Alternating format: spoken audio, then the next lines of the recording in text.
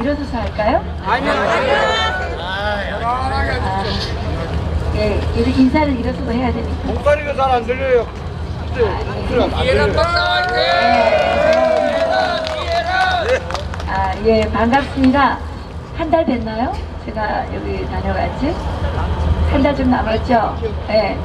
기자 황 의원님께서 국정감사 얘기를 좀 하셨는데, 제가 지난 17일에 국정감사장에 갔다 왔는데, 예, 제가 너무 기막힌 일을 좀 당했어요. 그 말씀 먼저 드리고, 김정은의 운명은 간단하게 말씀드릴 수 있으니까 그 얘기부터 먼저 좀 드리겠습니다.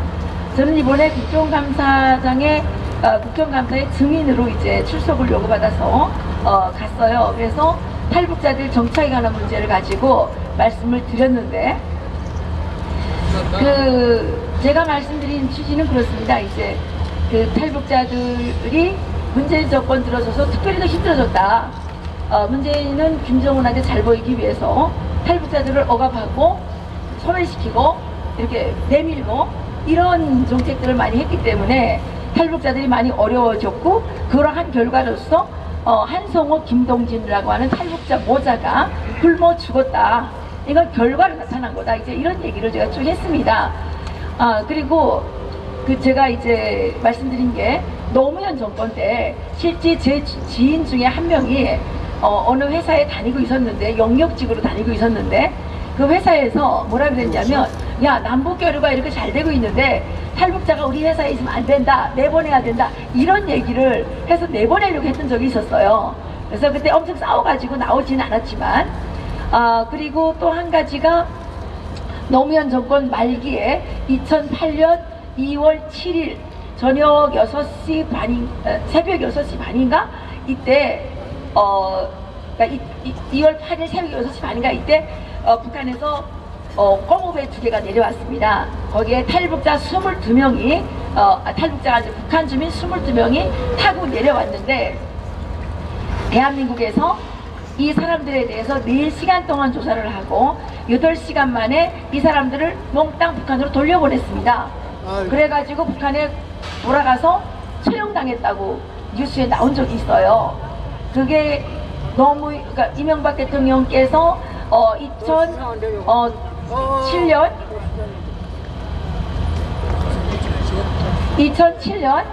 12월 19일에 당선되셨잖아요. 그리고 정권 임기 기간이잖아요. 2008년 2월 25일에 이 정권을 교체하게 되는데, 그 사이에 비서실장이었던 문재인이 있을 때 그런 일이 벌어졌거든요. 그런데 그때 올려보낸 근거가 뭐였냐면 고깃배다. 그래서 올려보냈다 그랬는데, 고깃배가 아닌 게요, 거기에 탄 사람들이 고모, 삼촌, 친척 뭐 해가지고 6가족이 22명인 거예요. 거기에 15살부터 17살짜리 어린이가, 그러니까 청소년이 3명이 있었습니다. 아니 세상에, 바다에 고기 잡으러 가면서 전 식구가 다 타고 나오는 적이 있나요? 그리고 어린이가 무슨 바다에 고기 잡으러 같이 나가요? 말이 안 되잖아요? 예, 근데 그런 일이 있었어요. 그래서 제가 그런 얘기를 하면서 노무현 때부터 이런 걸 이어져 온 연장선상에서 볼 때, 특히 이 정부 들어서 더욱더 탈북자들에 대한 이런 외면, 압박, 이런 게 심해졌다. 그리고 탈북자가 뭐 죽었다. 뭐 이런 얘기를 제가 말씀을 드렸습니다. 그리고 두 번째, 이 한성옥 이 모자가 시사해주는 바가 참으로 많은데, 이 한성옥 씨는 중국에서 인신매매를 당했고, 인신매매를 당해서 중국에서 아들을 하나 낳았는데, 그 다음에 대한민국을 오게 된 겁니다. 여기 와서 열심히 일을 해가지고 적응을 잘했어요. 적응을 잘했는데, 우리가 다 어머니 아니겠습니까? 어머니는 자기가 낳은 자식에 대해서 어쩔 수 없이 낳았든 원해서 낳았든 상관없이 나의 아들은 아들입니다. 그렇지 않아요? 그러니까 모성애라는 게 있단 말입니다. 그러니까 모성애 때문에 아이가 너무너무 보고 싶어서 중국으로 갔어요. 그러다 보니까 그 남자를 한국으로 데려오게 됐는데, 이 남편이 한국에 와가지고 이 둘째 아이를 임신한 이 한성옥 씨를 계속 때려가지고 이 배 안에서 아이가 장애를 안고 태어나게 된 거예요. 임신 중에 계속 맞으면 뇌전증이라고 하는 간질 있잖아요. 간질병. 간질병에 걸리게 된대요. 간질병을 갖고 아이가 태어났습니다.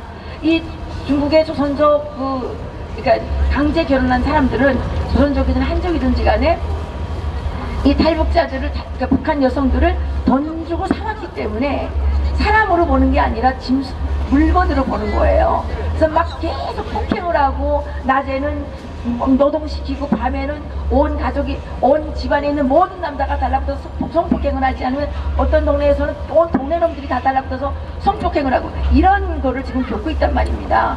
그래서 이런 인신매매가 지금 이렇게 이루어지고 있는데, 문재인 대통령께서는 위안부 할머니, 일본 위안부 할머니들에 대해서 그렇게 깊은 애정을 갖고 계시는데, 어떻게 탈북자들에 대해서는 이렇게 북한 여성들에게 팔려다니는 거에 대해서는 어떻게 이렇게 얘기가 없으시냐. 제가 이 얘기를 했더니 이석현이라는 그 민주당 의원이, 야! 말 똑바로 해! 너 여기 정치하러 왔어! 이러고 막 소리를 지르더라고요. 그래서 제가 너무 어이가 없어서, 제가 무슨 정치 얘기를 합니까? 있는 사실을 얘기하는데, 그렇지 않습니까? 그래서 그런 얘기를 이제 해서, 저는 탈북자들 문제를 탈북자들이 해결할 수 있도록 이제는 정부가 해야 된다. 그리고 탈북자들 정착 업무를 통일부가 하는 건 잘못됐다. 왜냐하면 대통령의 이 북한관에 따라서 이 통일부는 정치적으로 움직이기 때문에 어떤 대통령이 들어올 때마다 탈북자들은 정치적으로 피해를 본단 말이에요. 그렇잖아요? 그러니까 이 탈북자 정착 업무를 행정안전부로 옮겨달라. 비교적 중립적인, 그렇죠? 좀 중립적이지 않겠습니까? 그래, 거기를 옮겨달라. 그리고 북한 이탈주민지원재단이 지금 남북하나재단으로 이름을 바꿨는데, 이게 처음에 나올 때는 북한 이탈주민 정착지원재단이었어요. 그럼 그건 기관의 사명이 확실하잖아요. 정착지원 도와주는 거. 근데 어느 날 정치인이 와가지고 정옥임이라는 여자가 정치하려고 이름을 남북하나재단으로 바꿔버린 거예요. 그래서 지금은 이게 정착지원재단이 아니라 이 통일부에서 정치에 이제 가담한 자들이 와서 한탕씩 해먹고 가는 그런 자리로 됐단 말이에요. 그래서 이것도 바꿔달라. 이름을 일단 바꿔달라. 정착지원재단으로 바꿔달라. 무슨 남북하나재단이냐. 이름을 바꿔주고, 두 번째, 장애인재단에 가면 다 장애인들이 재단을 운영하고, 이북어도청에 가면 다 실향민들이 운영하고, 다 그렇지 않아요? 다 그걸 하는데 왜 탈북자들만 탈북자 이름 내걸고 한국 사람들이 와서 다 해먹느냐. 이거를 탈북자들에게 돌려달라. 예산을 더 잘라도 좋고 장관급으로 안 해줘도 좋다. 제가 이런 얘기를 했습니다.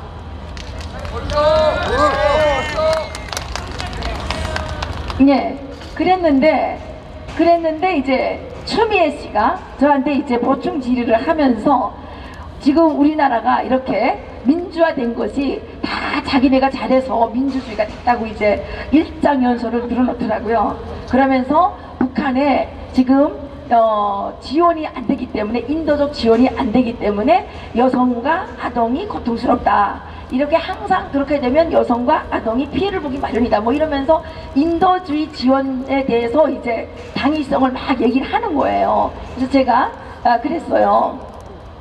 인도주의적 지원 좋습니다. 그런데 여기에서 하는 인도주의적 지원은 우리 입장에서는 인도주의적 지원이지만, 그것이 북한으로 가게 되면 권력층들만 나로 먹고 권력층들이 더 힘을 얻어가지고 백성들을 더 억누르는 탄압의 도구가 되고 있다.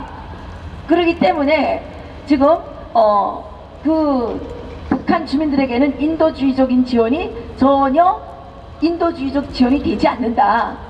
오히려 트럼프 대통령께서 강한 대북 압박 정책을 쓰심으로 인해서 지금 북한에서는 주민들은 간부들이 통제를 못하니까 더 장사를 해서 먹고 살게 됐고, 오히려 김정은에게 충성하는 김정은의 측근들, 이 인간들이 지금 돈을 못 벌게 된 거예요.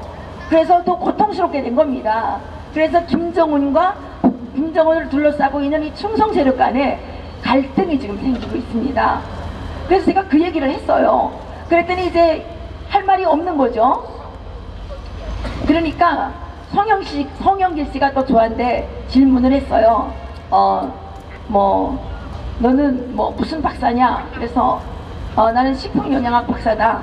그래서 지금 내가 무슨 박사를 딴 걸 가지고 또 태클을 걸으려고 그랬겠죠. 그래서 예, 제가 그럴 줄 알고 식품영양학 박사다. 그리고 명지대학에서 경제학 박사과정을 수료했다. 제가 진짜 수료했어요. 공부 좀 했어요. 왜냐면 내가 무슨 말만 하게 되면 야, 넌 가서 밥이나 해라 그래요. 아니, 식품영양학 공부한 사람은 세상이 돌아가는 이치가 잘못된 거 말하면 안 됩니까? 이따위들이 어디 있냐 말입니다. 그래서 제가 그딴 소리를 못하게 하려고 명지대학에서 그 경제학 박사과정을 했어요. 그래서 논문은 아직 못 써가지고 박사 학위는 못 받았어요. 그랬더니 이제 너 경인여대 교수 했지 않냐? 그래서 했다고, 겸임 교수를 했다고 제가 제대로 다 말씀드렸어요. 자기네 지역분데 자기네 뭐 어쩌고저쩌고 그러더라고요. 그래서 제가 그래서 위원님이 저를 그때 밥을 한번 사주신 적도 있죠. 제가 안 만나려고 그랬는데 계속 끈질기게 저한테 전화를 했어요. 제가 미국에 가서 상 받았을 때요. 뭔 얻어먹으라 있어서 전화를 계속 했는지 모르겠는데 전화를 계속 안 받으니까 나중에는 탈북자를 시켜가지고 저한테 밥 먹자고 요청이 온 거예요. 제가 그 탈북자가 그 시청에서 근무하기 때문에 인천시장 시설에 할 수 없이 나가서 밥 한 그릇 얻어먹고 왔어요. 그랬는데 그렇게 이제 저한테 야비하게 얘기를 하면서 무슨 얘기를 하냐면 당신이 박근혜 탄핵 때 가서 연설하지 않았냐, 탄핵 반대하지 않았냐 그러는 거예요. 그래서 했다 그랬어요. 그래서 탄핵이 잘못됐다고 생각하느냐, 그래서 제가 잘못됐다고 생각한다. 그러니까 뭐라 그러냐면 그럼 헌법재판소의 판결에 대해서는 어떻게 생각하냐 이렇게 또 물어보는 거예요. 그래서 헌법재판소의 판결에 대해서는 그냥 모르겠다. 일반 국민이 뭐 그거 뭐 표현해봐야 무슨 필요가 있느냐. 내가 잘못했다 그러면 헌법재판소에서 부결하고 내가 잘됐다 그러면 뭐 다시 하느냐. 나는 거기에 대해서는 모르겠다. 일반 국민이지 않냐 나는. 그렇게 얘기를 하니까 그 다음에 또 뭐라 그러냐면 그 6월 달에 정강훈 목사님 그 시국선언 하실 때 제가 거기 가서 발언을 했어요. 그때 제가 무슨 얘기를 했냐면 지금 청와대 앞에 가보게 되면 기관총을 맨 군인들이 서 있다. 저는 그때 군인인 줄 알았거든요. 제가 박근혜 대통령, 이명박 대통령 때 청와대 많이 갔어요. 불러가지고 많이 갔는데 그때는 기관총 맨 사람을 한 명도 본 적이 없어요. 한 번도. 권총 찬 사람은 있었어요. 그거는 뭐 당연히 있는 거 아니겠습니까? 그런데 기관총을 메고 이렇게 시민들을 향해서 방아쇠를 겨누고 있는 거는 본 적이 없단 말이에요. 근데 제가 지금 청와대 가보면 그거 있어요. 그래서 그거 있다고 제가 깜짝 놀라가지고 군인인 줄 알았어요. 경찰들하고 유니폼이 다르니까 일반인들이 무슨 특공대 무슨 유니폼이 뭔지 어떻게 압니까? 그렇지 않아요? 그랬더니 그 가짜뉴스, 가짜 정보를 말했다는 거예요. 내가 거짓말을 했다는 거예요. 그래서 무슨 거짓말을 했으니까 위원님 지금 거기 가보세요. 청와대 앞에 지금도 서 있습니다. 여러분 가서 보지 않습니까? 있어요 지금도. 그랬더니 또 뭐 조갑제 TV에 나가서 말했다 그러더라고요. 전 맹세코 조갑제 TV에 나간 적이 없어요. 그래서 난 나간 적 없습니다. 내가 유튜브를 와서 내 이해란 TV 유튜브를 했는데 그것을 이제 조갑재 대표님께서 갖다 쓰셨는지는 모르겠어요. 근데 그렇게 이제 확인되지 않는 거짓말을 자기가 하고 있더라고요. 그래서 그렇지 않다. 그랬더니 1호 박사라는 게 박사라는 게 그 군인 유니폼도 모르냐 그래서 아니 박사가 그런 거 다 알아야 되는 뭐 원칙이 있습니까? 예? 그럼 모를 수 있는 거 아니에요? 일반 국민이?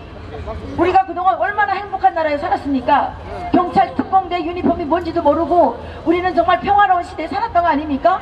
그런데 이 문재인 이 평화에 미친 사람이 대통령이 되더니 지금 완전히 나라가 이게 무슨 계엄령 상태도 아닌데 기관총을 메고 청와대 앞에서 시민들을 향해서 방아쇠를 당기고 있고 이게 뭡니까? 방아쇠를 겨누고 있고 이게 말이 되는 겁니까? 그러면 자기들이 그 잘못한 거를 생각해야지 그걸 왜 나한테 따지냐 말입니다. 그래서 절 보고 또 그러는 거예요. 너 문재인 하야라고 하지 않았냐 그러는 거예요. 했다고 그랬어요. 했는데 안 했다고 할 수가 없잖아요. 그랬더니 뭐라 그러냐면 자기네가 옛날에 다 남산 지하실에 끌려다니면서 민주화 해가지고 내가 지금 문재인이라고 말할 수 있다는 거예요. 네가 평양에 있었으면 그렇게 할 수 있었겠느냐. 그리고 자기네들이 그 햇볕 정책을 잘했기 때문에 탈북자들이 다 넘어왔다는 거예요. 그래서 제가 그랬어요. 위원님, 그거는 잘못 알고 계시는 거고요. 탈북자들은 배급제도가 무너졌기 때문에 탈북할 수 있었던 거지, 무슨 햇볕 정책 때문에, 무슨 햇볕 정책 때문에 우리가 탈북을 해요. 저는 햇볕 정책도 없을 때 탈북했는데. 그래서 그리고 제가 그날 10월 3일날 탈북자들이 청와대 그 경찰 조치선을 넘어갔죠. 넘어갔는데 그때 24명이 체포가 됐습니다. 그런데 그때 경찰관이 한 사람이 탈북자들한테 왜 왔느냐, 누가 오라 그래서 왔느냐, 이따위 소리를 했어요.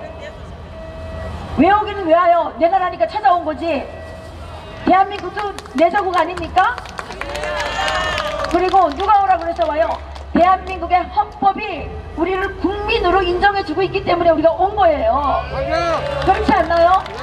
근데 지가 뭔데 왜 왔냐고 이딴 소리를 하고 있잖아요. 그뿐이 아닙니다. 그뿐이 아닙니다. 지금 문재인이가 이런 김정은에게 잘 보이려는 정책을 하고 있기 때문에 북한 그 장세율 대표라고 강화도에서 펜션을 해요. 펜션도 잘 되지도 않죠. 그거를 억지로 하면서 북한에다가 정보를 보내기 위해서 삐라를 이렇게 보내고 있어요. 누가 도와주나요? 조금씩 조금씩 우리가 모아가지고 하는 거거든요.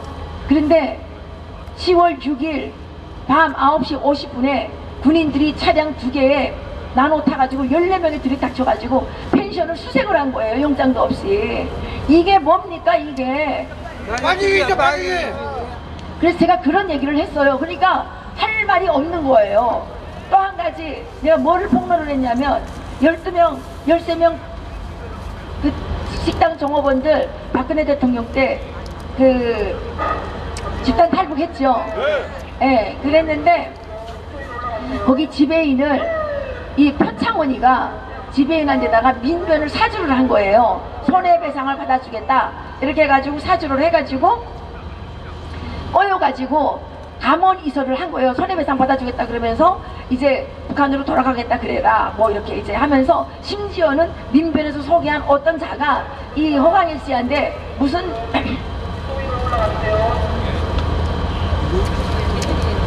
죄송합니다. 무슨 카톡을 보냈냐면요. 민변을 믿고 조국 통일운동에 뭐 무슨 나서서 어떻게 하게 되면 수령님이 사랑하시는 호동무가 될 것입니다. 이따위 문자 메시지를 막 보내고 그렇게 이제 하면서 엄청난 압박을 가했습니다. 그래서 그 사람은 지금 그 압박했던 막 협박했던 이런 자료들을 다 모아가지고 해외로 망명을 했습니다. 그래서 제가 그 사람한테 직접 들었는데 표창원, 김경엽 국회의원 2명이 이 탈북자들을 북한으로 돌려보내기 위해서 엄한 짓을 다 했던 거예요. 나쁜 놈 새끼. 그래서 제가 그런 얘기들을 이제 하니까 할 말이 없으니까 이제 그런 얘기를 하는 겁니다. 그러면서 제가 그날 여성 그 탈북자 여성 한 명은 지금 그 경찰이 강제로 지상을 찍게 하려고 팔을 막 비틀어 가지고 절도를 했어요. 그래서 119에 실려갔습니다. 지금도 그 사람이 자꾸 이렇게 정신을 깜빡깜빡 놓칩니다. 왜냐하면 탈북자들은 일부 사람들은 이게 중국에서 많이 매맞고 또 여러 가지 이 성폭행 당하고 이런 것 때문에 이 정신적으로 취약합니다. 그런데 그렇게 돼가지고 지금도 깜빡깜빡 막 하면서 지금 아주 어려운 상태에 있어요. 그리고 허광일 위원장이 체포됐단 말입니다. 그때 구속돼 있었어요. 그래서 이 사람은 지금 이렇게 구속돼 있고 이낙연 총리가 그 탈북자들 불법 폭력 시위를 했다고 뭐 엄중하게 처벌을 하고 막 나와 얘기했지 않습니까? 예. 저는 이낙연 총리가 과연 그 말을 할 자격이 있는지 저는 묻고 싶었어요. 왜냐하면 불법 폭력 시위를 말하면 5.18 이상 있겠습니까? 아니 그거는 경찰서를 습격하고 무기를 탈취하고 이런 게 불법이지. 아니 우리가 무슨 빈몸으로 여자들이 그 경찰 조치선 넘어가서 거기다 짓밟히다가 체포됐는데 그게 무슨 불법이에요? 안 그래요? 경찰서를 습격하고 무기를 탈취한 게 진짜 불법 아닙니까? 어디다 대고 불법 폭력을 떠버릴 수가 있냐 말입니다. 그러면 우리 다 유공자 아니에요 지금? 경찰에 체포됐으니까? 우리도 다 유용자 해달라 그래야죠. 예? 누구는 유용자 되고 누구는 불법 돼가지고 감방에 처박혀야 돼요? 말이 안 되는 거 아닙니까? 그래서 그 얘기를 했더니 성윤길 씨가 뭐라 그러냐면 위원이란 말이 안 나갑니다. 허광일 씨가 북포 가자 그런 거 북포 가자 그랬다고 그러는 거예요. 그래서 저는 그런 말 들은 바 없습니다 그랬어요. 그랬더니 했다는 거에서 글쎄 모르겠어요. 저는 들은 바 없어요. 그리고 그분은 지금 억울하게 잡혀 있습니다. 선동도 한 적도 없고 그냥 거기에 같이 넘어간 것 뿐인데 그게 무슨 그렇게 구속될 정도의 저는 범죄라고 생각하지 않습니다 이렇게 막 얘기를 했죠. 그러니까 너는 북펑에 대해서 어떻게 생각하냐 이렇게 따지는 거예요. 그래서 제가 뭐 신문 받으러 나갔나요? 그 저한테 따지는 거예요. 그래서 저는 북폭을 원하진 않습니다. 하지만 저는 김정은 정권은 반드시 제거돼야 된다고 생각합니다. 김정은 상대 세습 공산주의 봉건 왕조 집단은 반드시 제거돼야 됩니다. 이렇게 얘기를 했어요. 그랬더니 어떻게 제거하네요? 연구해야죠. 그렇잖아요? 그거 하라고 국회의원도 있고 그런 거 아니에요? 국민 세금을 왜 처먹습니까? 그런 거 하라고 처먹는 거 아니에요? 그리고 또 나한테 또 막 그것도 또 뭐 따지더라고요. 너 18대 19대 때 국회의원 한나라당에서 국회의원 출마하지 않았냐 이러는 거예요. 아니라고 그랬더니 너 국민들 앞에 거짓말하는 거야. 무슨 거짓말하냐고. 근데 신문에 여러 나게 났지만 나는 그 전화 한 통도 받은 적도 없고 그때 나는 그쪽에 대시한 적이 없다. 그리고 내가 이렇게 말씀드리는 것은 더불어민주당 국회의원님들은 저 한성홍 모자 굶어 죽은데 한 명도 안 오셨잖아요. 그리고 장관님께서는 격식을 차려야 된다 그러면서 안 오셨잖아요. 아니 굶어 죽은 사람들한테 꽃한송이 놔주고 우리가 미안하다, 우리가 앞으로 이런 일이 없도록 해주겠다 이렇게 격려 한마디 해주시면 안 됩니까? 그렇잖아요? 지금 세상에 옆집 개가 죽어도 들여다보는데 어떻게 사람이 죽었는데 들여다보지를 않느냐. 제 말이 틀렸습니까?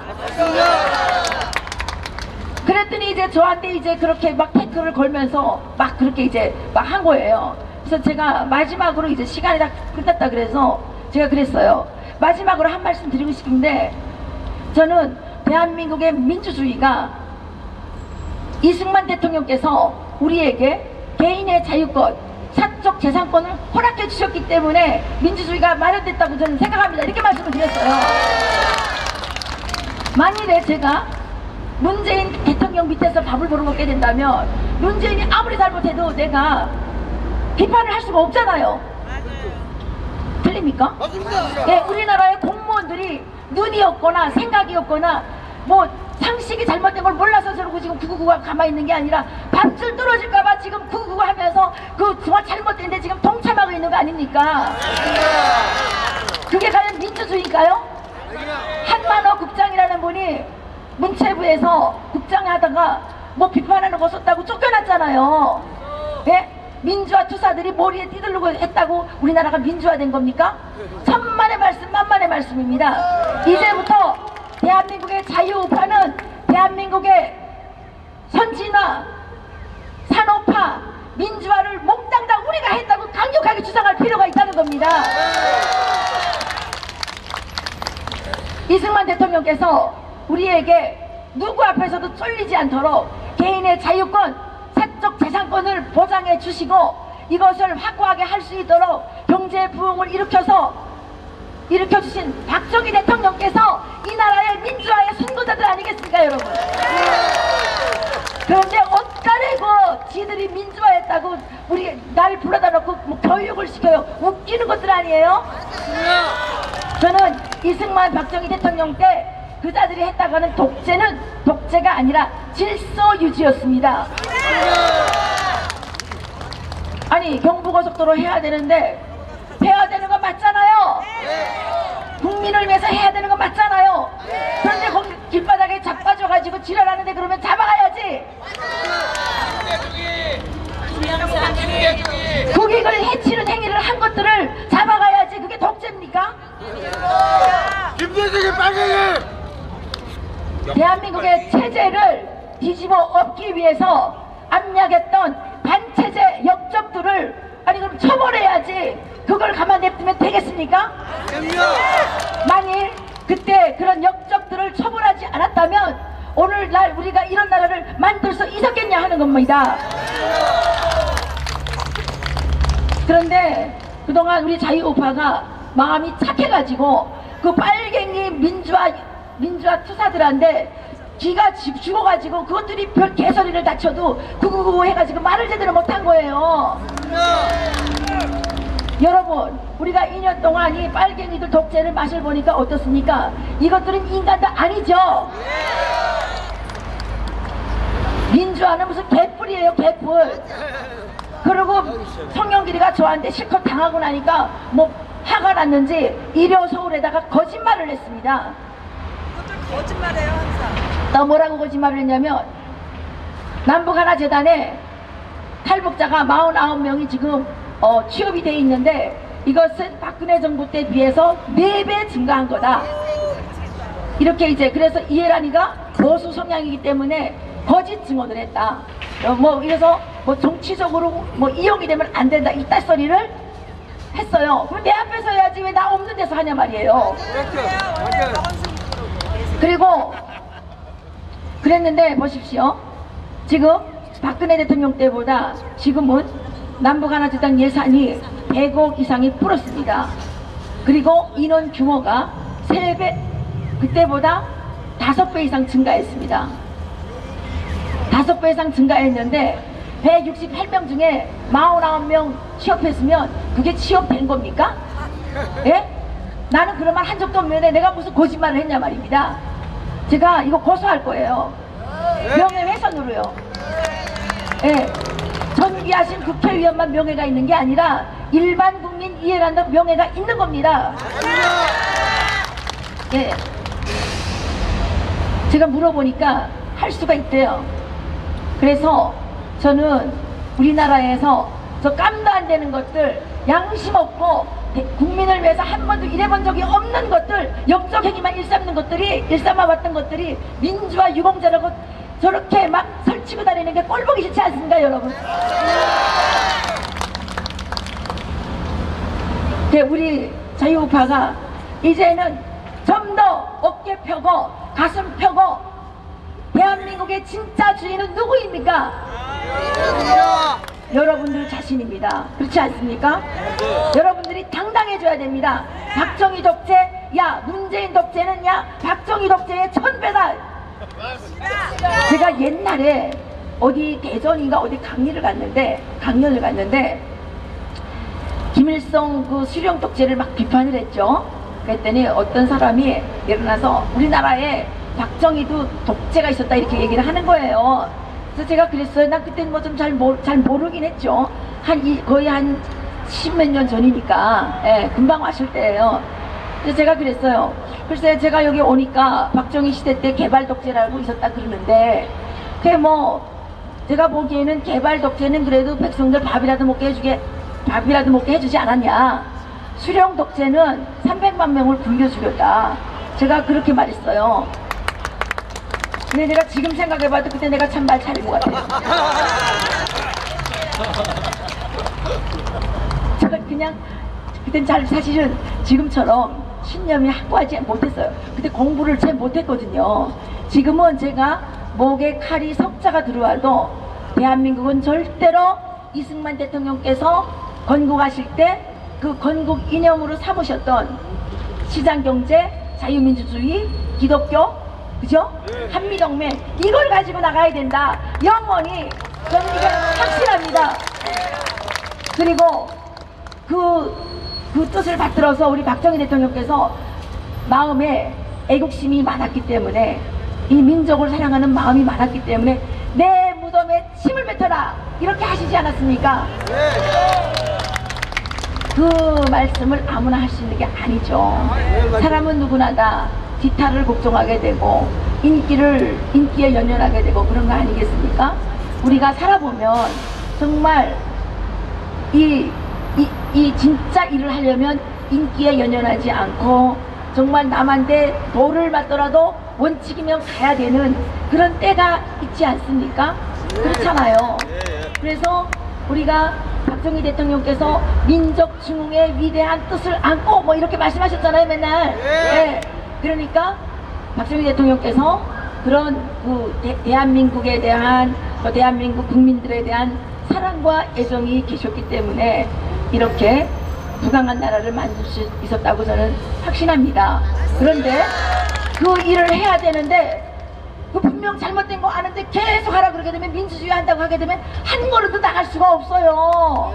저도 해보니까 100명이 어떻게 생각이 똑같습니까? 안 그래요? 예, 때로는 100명 중에 99명이 반대를 해도 해야 되는 일도 있습니다. 그렇지 않아요? 나를 위한 일이 아니라면 그럴 때는 꼭 자기 자신을 버리고 정말 나 자신을 끊임없이 객관화해서 내가 하나님 앞에 맹세코 이 일이 나를 위한 일이 아님을 인정받을 때 99명이 반대한다 그래서 저는 그걸 해야 한다고 생각을 합니다. 문재인 빨갱입니다. 그래서 예, 제가 그렇게 결투를 좀 했습니다. 예, 제가 왜 이렇게 길게 설명을 했냐면요. 김정은의 운명은 정해져 있는 것이 아니라 우리가 정해야 하는 것입니다. 예? 그쵸? 김정은의 운명은 우리가 트럼프 대통령에게 맨날 빌어야 되는 게 아니라 대한민국 국민들의 손으로 해제껴야 되는 겁니다. 우리가 그동안 저 북한의 3대 세습 공산주의 봉건왕조를 제거해버릴 수 있는 기회와 힘이 있었음에도 불구하고 우리들의 안락한 생활에 빠져서 직무를 유기한 겁니다. 직무를 유기한 결과가 오늘날 대한민국의 위기를 자초했고 이제 이 위기가 뭡니까? 대한민국의 이 운명이 뭐 김정은의 운명이 끝나는 게 아니라 대한민국의 운명이 끝날지도 모르는 백척간대에 우리를 세웠단 말입니다. 그래서 저희가 이 문재인 정권을 작살내야 되는 것도 있지만 김정은 정권을 어떻게 하나 작살내야 되는 겁니다. 네. 그런데 기회가 오고 있습니다. 어떻게 오고 있느냐? 북한의 대북 제재가 더 강하게 되고 저는 김정은 정권을 작살내는 데 있어서 우리가 취해야 될 전략은 맥시멈 프레셔, 그러니까 최대 압박, 두 번째 최대 협박. 압박을 하면서 협박을 해야지, 그렇지 않아요? 협박은 뭐냐? 야, 김정은 암살해버리자, 김정은 제거해버리자, 야, 김정은 암살하면 1억 달러 우리가 줄게, 이렇게 홍보를 해야 되는 거예요. 그렇지 않아요? 제가 살면서 자본주의에 와서 22년 동안 살았는데 세상에서 가장 강력한 수단은 뭐냐? 시장 경제라는 겁니다. 달러 흔들어야 돼요. 그렇죠. 자유시장 달러 흔들어야 돼요. 그러면 북한 내에서 김정은을 저격하고 싶은 선수들이 나올 거 아니냐는 거죠. 이게 실질적으로 효과가 있는 거예요. 왜 효과가 있냐면요. 제가 사례를 들어서 말씀드릴게요. 2014년 2월 1일에 제가 TV조선 이봉규가 하는 정치 옥타곤에 출연한 적이 있어요. 그때 이제 김정은이가 핵 쏘고 막 또 발광을 해가지고 김정은을 어떻게 해야 되느냐 막 또 이런 그게 이제 주제 이슈가 됐어요. 그래서 제가 그랬어요. 김정은을 제거하는 방법은 시장 경제적인 방법밖에 없다 이렇게 얘기했어요. 그게 뭐냐? 우리가 시장 경제에서 가장 중요한 게 뭡니까? 가격이에요. 가격이 책정돼야지 구매자가 생길 거 아닙니까? 수요자가 생길 거 아니에요, 그죠? 그래서 김정은의 목에 가격을 매기자. 그게 얼마냐? 1000만 달러 걸어보자. 그리고 채령의 목에다가 난 300만 달러 걸어주고 핵 하나 가져오면 500만 달러 걸어주고 뭐 이런 얘기를 제가 막 했어요. 맞습니다. 좋습니다. 그래갖고 그때 막 사람들이 와가지고 연도는 여자가 돼가지고 어떻게 그렇게 그 아주 그 다혈질적인 그 완전히 그런 얘기를 하느냐 막 난리가 났습니다. 그런데요, 이게 한국에서만 난리가 난 게 아니라 북한에서도 난리가 난 거예요. 어떻게 난리가 났느냐, 그때 2월 한 말경에 2월 한 20일경에 탈북자 한 명이 중국을 갔다 왔어요. 장백현에 갔다 왔는데 북한에서 넘어온 사람들을 만났는데 와서 그러더라는 거예요. 형님, 그 남조선에서 김정은이 먹다 가면 $10,000,000 준다는 게 사실이요? 이렇게 물어봤다는 거예요. 그래서 그 사람이 돌아와가지고 나보고 박사님, 내가 이번에 거기 갔더니 북한에서 온 애들이 날 보고 그렇게 물어봤다고. 그래서 우리가 막 배를 부러지고 웃었어요. 우리는 여기서 준다 그런 게 아니라 줘야 된다 그랬는데 그게 북한으로 넘어가면서 준다고 된 거예요. 근데 한 얼마 조금 지나 3월 달인가 그때 북한에서 최초로 암살 대비 훈련을 한 거예요. 김정은이가 최초로 암살 대비 훈련을 했어요. 그래서 우리는 그냥 암살 대비 훈련을 했나 보다 그랬죠. 근데 그해 8월 달에 조선족이 왔는데, 단동에 있는 조선족이 왔는데 북한에 되게 많이 알아요. 날 보고 그러더라고요. 야, 지난번에 그 북한에서 암살 대비 훈련을 했는데 왜 했는지 아냐 그러는 거예요. 모르죠. 우리는 어떻게 알아요? 왜 했는데? 그랬더니 야, 북한에서 2월 중순경에 김정은이 암살당했다는 소문과 함께 김정은이 목을 따가면 $10,000,000 준다는 소문이 쫙 펴진 거예요. 그러니까 돈에 눈이 어두운 북한 주민들 속에 야, 김정은이 목을 내가 좀 따볼까? 이런 선수들이 등장을 하기 시작했다는 거예요. 최근에 저희들이 입수한 정보에 따르면 김정은이가 2011년 12월 17일에 김정일이가 죽고 2012년부터 이제 그 북한의 지도자로 지금 나왔지 않습니까? 7년 됐죠? 7년 동안에 무려 26번의 암살 미수 사건이 있었다는 겁니다. 최근 년간에 8번의 암살 미수 사건이 있었는데 2개만 적발이 되고 6개는 기재로 남아있다는 거예요. 그러면 북한의 암살자가 활동을 합니까? 안 합니까? 하고 있다는 거죠? 네, 그래서 우리가 사실은 돈을 빨리 $1억 모아가지고 보여줘야 돼요. 야, 이거 돈 여기 있어. 그러면 북한에서 김정은의 측근이 김정은을 제거할 겁니다. 우리가 할 수 있나요? 없나요? 있잖아요. 우리는 돈만 좀 내면 되는데 나는 돈이 많지 못하니까 100만원은 낼 거예요. 저도. 여기 계시는 분들이 100만원씩 내게 되면 금방, 아니 그게 1,000억인데 1,000억 모으는 거 어렵지 않지 않아요? 예, 그래 모아가지고 누구도 못 다치게 스위스은행에다 갖다 놓다가 오면 진짜 목 따갖고 오게 되면 주든가, 목을 트럼프 대통령이 따주게 되면 트럼프 대통령 돈 많으니까 줄 필요 없잖아요. 그럼 누구가 어디다 쓰면 돼요? 그 돈은 북한을 재건하는 데 쓰면 되는 겁니다. 그러면 이거야말로 꼭 먹고 알 먹고 둥지토록 빅된다는 거 아니겠습니까? 그렇죠? 예. 근데 최근에 또 이런 정보가 있었어요. 북한의 허이 천국에 있는 간부인데 우리 탈북자 모 분에게 전화가 온 거예요. 야, $50,000만 달라. 내가 김정은이 해제킬게. 이렇게 연락이 왔는데, 이분이 계획서를 내라 그랬대요. 그래서 아니 목사님 그 계획서 내라 그러면 어떡해요? 그냥 5천만 원 손해보는 지금 줘야지. 계획서 들고다니다가 다 탈려나가지고 안 되잖아요. 안 그래요? 예. 그래서 좀 속상했는데 그런 사건이 있었고요. 여러분들이 뉴스에서 많이 보셨을 겁니다. 최근에 북한의 허이 천국이 다 털렸어요. 지금 허이 전국 부총국장인가 총살당했어요. 왜 총살당했냐면 김정은을 암살하는 데 필요한 장비가 많이 들어갔다는 거예요. 김정은 암살에 필요한 장비가 북한에 많이 들어갔다는 거예요. 아직 못 알아들으셨어요? 그래서 그게 들통나가지고 총살당했다는 거예요. 예. 김정은의 운명은 예, 아침에 피었다가 저녁에 사그러지는 나팔꽃 같은 신세입니다. 뭐만 하면 되느냐? 트럼프 대통령께서 김정은이 항복하고 나올 때까지 끝까지 대북 제재를 밀어붙이시면 되는 겁니다. 그 사이에 우리는 뭘 해야 된다고요? 트럼프 대통령은 압박, 우리는 협박.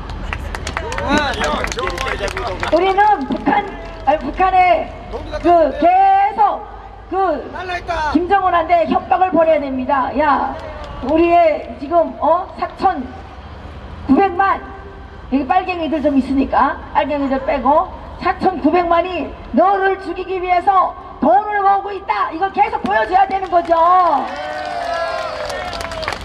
그거 제일 무서운 거예요. 누가 죽일지를 모르는 거 아니에요. 누가 죽일지를 알면 무섭지 않아요. 그럼 피하면 되는데 여기서 이해란이 죽이면 $10,000,000 주겠다 그러면 할 수 있을 거 아니에요. 그죠?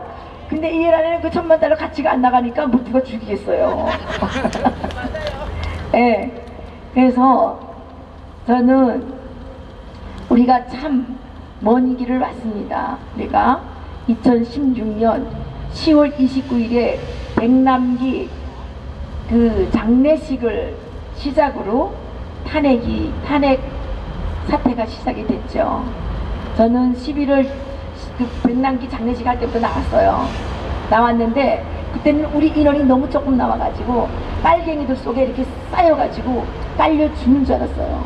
그리고 우리 보고 와가지고 야! 돈 받고 나왔지! 돈 받고 나왔지! 이러는 거예요. 그래서 내가 너무 화가 나가지고 그래! 돈 받고 나왔다. 1,000,000원 받고 나왔다 이 자식아. 그랬어요. 그랬던 우파였습니다. 그때 30명이 안 나왔어요. 우리는 그만큼 안락한 잠에 빠져 있었습니다. 그런데 지금은 어떻게 돼 있습니까? 우리 우파가 우리 자유민주주의 투사들이 이제는 깨어나서 단결하기 시작했고 투쟁력을 가지기 시작한 거 아닙니까 여러분? 나는 빨갱이들한테 고맙게 생각해요. 우리를 똑똑하게 만들어주고 있잖아요. 우리 이제는 얼마나 공부도 많이 하고 이제는 아는 것도 엄청 많잖아요. 우리 빨갱이들이 아니었다면 유튜브를 할 생각을 꿈에나 생시에나 해나 받겠습니까? 이 얼마나 많은 이 어르신들도 이제 유튜브 얼마나 잘 찍는지 몰라요. 그죠? 그리고 제가 서울역에 나가서 자유민주주의 시장경제 체제 지켜야 된다고 이러니까 어떤 분이 오셔가지고 그분은 우파 맞아요? 그럼에도 불구하고 오셔가지고 야 시장경제는 빼고 말해 이랬단 말이에요. 그때만 해도 그랬어요. 근데 요즘은 어떻게 돼 있습니까? 이제는 빨갱이를 반대하는 모든 사람들은 자유민주주의 시장경제는 하나의 덩어리다 이거 알고 있잖아요. 이제는 그렇잖아요?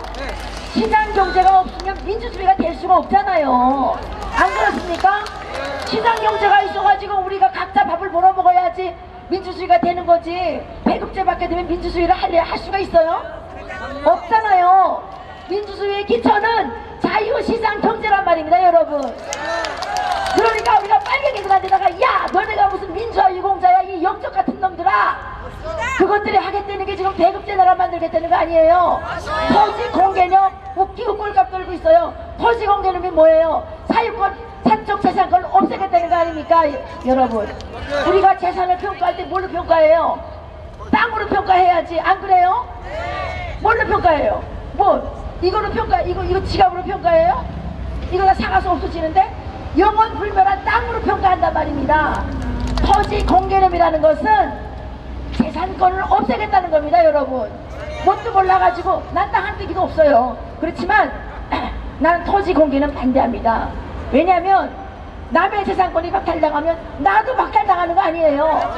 재산권이 아니라 우리의 자유권을 박탈당하는 겁니다. 그렇기 때문에 난 솔직히 말해서요 더불어민주당은 북한의 저 공산주의 왕조가 지구상에서 없어질 때까지 절대로 집권 못하는 국민법을 좀 만들었으면 좋겠어요. 아니 이것들이 잡을 때마다 이게 사람이 피곤해서 못 살겠잖아요. 이게 국민들이 필요해가지고 열심히 이래가지고 세금만 내는 것도 짜증나 죽겠는데 이 별의별 걸 다 싸워야 되고, 아니 우리가 열심히 일해가지고 세금만 내면 우리 국민적 도리를 다 하는 거 아닙니까? 근데 맨날 세금도 내야지, 나와서 이거 뭐 데모도 해야지, 이거라고 그냥 피곤해서 살겠냐 말입니다. 문제 때문에 깡통 타게 생겼어. 그래서 정말 깡통 저는 강력하게 주장합니다. 더불어민주당 좌파들은 북한의 공산 집단이 멸망할 때까지 절대로 집권 여당이 되면 안 된다는 국민법을 발의하자. 더불어민주당에서 나를 죽이고 싶겠지. 아니 그냥 내가 틀리는 말을 해요? 아니 걔네들이 똑바로 하면 우리가 뭘 말하겠어요. 네? 아니 골고루 나눠가지고 이거 좋은 거 몰라요? 골고루 나눠 가지려면 조국처럼 도둑질하면 안 되는 거예요. 저는 대한민국에 와서 22년 동안 살면서 시장 경제만큼, 자유시장 경제만큼 도덕적이고 윤리적이고 정직한 게 없다라고 확신을 갖고 있습니다. 그렇잖아요. 우리가 거래할 때 거짓말하는 놈이랑 거래합니까? 모르고 한 번은 거래하지만 두 번 다시 거래 안 하잖아요. 그리고 납기를 맞춰야 되는데 납기 안 맞춰가지고 맨날 밀르고 막 이런 성실하지 않은 인간하고 거래하고 싶습니까? 안 싶습니까? 안 합니다. 예? 안 합니다. 그렇잖아요. 정직하게 성실하게 할 수 있는 것은 오직 자유시장 경제밖에 없단 말입니다. 근데 이 빨갱이들은 뭐예요? 한다고 하면 자기들의 권력을 동원해가지고 그냥 압박하고 그냥 뜯어내고, 이런 게 없어져야지 한국 사회의 모순이 사라지는 거란 말입니다. 근데 우리나라 국민들을 얼마나 개돼지로 알고 모순이로 알았으면 국회에 나가가지고 한국 사회의 모순을 없애기 위해서 사회주의를 해야 된다고 이따 개소리를 치냐 말이에요. 그것도 형법학 교수까지 지냈다는 자가. 저는 서울대학교는 부끄럽게 생각하고 그자를 당장 쫓아내야 됩니다. 그렇게 온 가족이 달라붙어서 범죄 의혹을 받고 있는데 저고기가 가르치는 그러면 그 지식이 범죄의 기술을 가르치는 겁니까? 에? 어떻게 하면 도둑질 잘 해먹는 거, 어떻게 하면 위조를 잘하는 거, 이따고 가르치는 거란 말입니다. 이따위가 어떻게 서울대학교 교수를 하냐 말입니다. 저는 국민들이 서울대학교에 가서 다 애들로 싸고 조국을 해임시키지 않으면 서울대학교를 우리가 다 점령해버려야 된다고 생각을 합니다. 파면 조국을 파면시킬 때까지 서울대학교가 돌아가지 못하게 해야 되는 거예요. 아니 우리나라에서 최고로 좋은 대학이 서울대학교인데 서울대학교에서부터 범죄의 기술이나 가르치고 위조의 기술이나 가르치고 도둑질하는 거나 가르치면 되겠어요? 안 되겠어요? 그런 인간들이 대한민국의 정의의 하신인 양 떠들고 있는 게 이게 아이러니한 거 아닙니까 여러분? 그렇지만 저는 요즘에 깨닫는 바가, 저 청와대 앞에 가서 6밤 잤어요. 오늘까지 아마 오늘 밤가 자게 되면 17박 18일 될 거예요. 예, 근데 저는 6밤밖에 못 잤어요. 바빠가지고. 어젯밤에 가서 잤는데 진짜 춥더라고요. 그래도 우리가 그런 추위의 고통을 느껴야 된다고 생각해요. 그래야 우리가 이번에 우리가 올바른 주권을 찾게 되면 다시는 빼앗기지 않을 겁니다. 예, 저는 하나님께서 우리를 깨우치고 연단하시려고 이번에 이런 기회를 주셨다고 생각합니다. 만약 경우에 우리가 옛날 그 상태에서 통일이 되면 북한 사람들은 자유민주주의 뭔지 하나도 모르는데 여기 사람들도 하나도 모르면 이게 뭐가 되겠나요? 예? 저는 하나님께 감사드리고요. 빨갱이들이 저렇게 지랄하는 데 대해서 저는 감사하게 생각을 해요. 예, 우리를 똑똑하게 만들어주고 우리를 강인하게 만들어주고 우리가 이제는 정말 투사가 돼서 잘 싸울 수 있게 만들어주고 얼마나 감사해요. 그래서 이번에 우리가 잘 깨어나면 진짜 북한 주민들을 공산주의 봉건 노예 왕조에서 해방할 수 있습니다. 이것이 이승만 대통령의 유언을 실천하는 겁니다. 우리가 이승만 대통령께서 남기신 유언을 잊어버렸죠? 그분께서 유언을 뭐라고 남기셨나요? 빼앗긴 나라를 다시 찾는 일이 얼마나 어려운 일인지 아느냐. 그러므로 굳게 서서 다시는 정에 멍에를 매지 말라 이렇게 하셨는데 우리가 굳게 섰나요? 안 섰죠. 우리가 너무 행복에 젖고 풍요에 젖어서 게을러지고 뭐 그냥 그 다음에 뭡니까 그냥 뭐라 그래야 돼요. 하여튼간 이 늘어 터져가지고 예 그냥 자기 그 이익적인 자기 이 개인의 이익만 챙기는데 너무 집중해 있다 보니까 나라가 망가지는 거를 몰랐잖아요. 우리 이제부터 이거 반성해야 된다고 생각합니다. 예, 이 나라는 누구의 나라입니까? 문재인의 나라입니까? 아닙니다. 우리나라입니다. 대한민국은 자유, 우파, 국민들의 나라입니다. 그럼 집주인이 자기 집을 제대로 관리 안 하면 어떻게 돼요? 바퀴벌레가 생겨나고 기생충이 달려들고 쥐새끼들이 달려들어서 집을 막 무너뜨리는 거 아닙니까? 예, 우리가 그동안 그렇게 했단 말이에요. 저 빨갱이 역적들이 쥐새끼 같은 것들이 바퀴벌레 같은 것들이 달라붙어서 국가를 이렇게 좀먹고 무너뜨리는데 우리가 그것도 모르고 그냥 있었단 말이에요. 우리 이거 반성해야 되는 겁니다. 빨갱이들만 잘못했다고 욕하는 게 아니라 우리 스스로를 반성해야 됩니다. 우리는 정말 이 자유민주주의를 지키기 위해서는 우리 자유우파 국민들 모두가 청렴하게 살아야 되고 그래서 우리가 빨갱이들 앞에서 당당해져야 되는 거죠. 우리가 다 그렇게 해야 되겠죠? 예, 저부터도 그렇게 하려고 요즘에 날마다 하나님 앞에 기도하고 있습니다. 고맙습니다. 감사합니다. 예, 김정은의 운명은 어떻게 된다고요? 우리 하기에 달렸다. 네, 제가 드리고 싶은 말씀은 이거였습니다. 저는 점쟁이가 아니기 때문에 김정은의 운명이 뭐 언제 끝날지 모르죠. 오늘 밤에도 자다가 걔가 심장마비 걸려서 죽을지 어떻게 알아요? 예? 예. 그런데 그 자의 운명이 빨리 끝나려면 우리가 하나님 앞에 빨리 돌아와서 회개하고 예, 우리가 정신 똑바로 차리고 예, 대한민국을 확실하게 지켜내고 이렇게 하게 되면 가능하다. 예. 그리고 마지막으로 한 가지 말씀드리고 싶은데 이게 요즘에 궁금한 내용일 거예요. 이번에 축구단이 갔잖아요. 예? 축구단이 갔는데 우리가 어저께 이거를 이제 정보를 받았어요. 무중계했죠. 무중계. 그거 왜 그렇게 됐느냐? 이것들이 김일성 경기장에 이제 한국 축구단이 와야 되니까 그 잘 보이게 하려고 뭐 잔디도 다 새로 깔고 뭐 하여튼간 돈을 들여가지고 공사를 좀 하긴 했나봐요. 그리고 티켓도 다 팔았대요. 원래는 북한 주민들한테 티켓도 다 팔았고 심지어 선수들까지 다 동원해가지고 그 공사를 한 거예요. 그런데 왜 그럼 못 오게 했느냐? 한국에서 그 붉은 악마인지 뭔지를 못 오게 하니까 여기 평론가들이 나가가지고 뭐 어쩌고 저쩌고 뭐 막 계속 막 했잖아요. 북한 것들이 그 TV를 다 본단 말입니다.